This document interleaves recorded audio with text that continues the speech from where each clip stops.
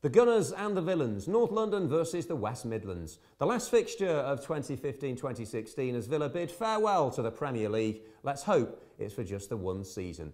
There have been some memorable wins at the Emirates over the years. A Gabby on the Hall winner, Darren Bent at the double, and the last victory there on opening day under Paul Lambert, thanks to Messrs Benteke and Luna. Arsenal once again bound for the Champions League, but no silverware for them this term. They can still pip Spurs to second with a win and a defeat for their fierce rivals at Newcastle. Froggatt, welcome back to the studio. Can the away side pull a performance out of the hat in this one? I can't see them winning, if you're asking me honestly.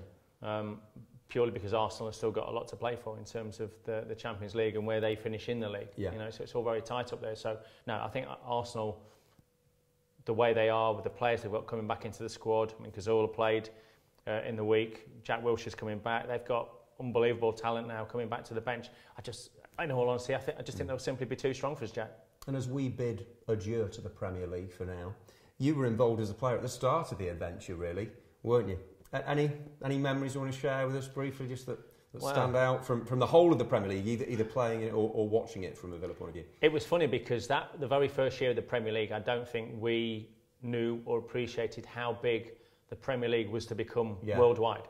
You know, that was the inaugural year where we came runners up. But it was interesting because I was in a local pub with Steve Staunton at the weekend, and it was.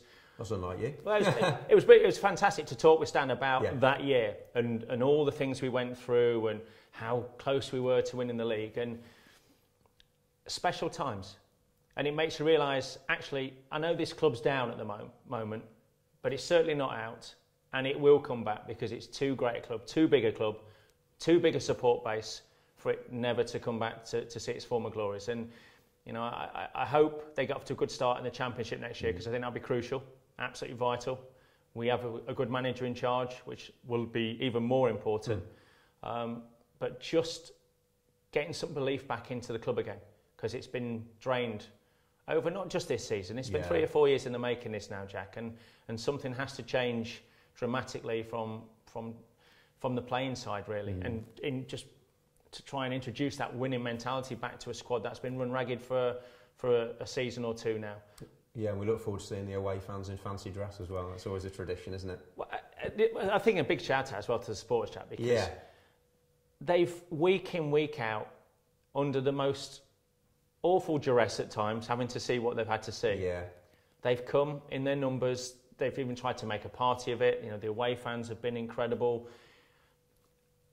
It's been tough for them, Jack. You know, when you love a club as much as the football fans love their own club, and to see what's happened to them this year, you know, it's heartbreaking for them. But the Championship next year will be really exciting. It's going to be full of derbies, not only West Midland derbies, because we're going to have Birmingham City and Wolverhampton Wanderers, one of my former teams. But then Burton have now come up. That's a fairly local derby. And there could well be, you know, as far as maybe Derby, we don't know what happens with them. But it could be an absolutely stonking Championship season next year.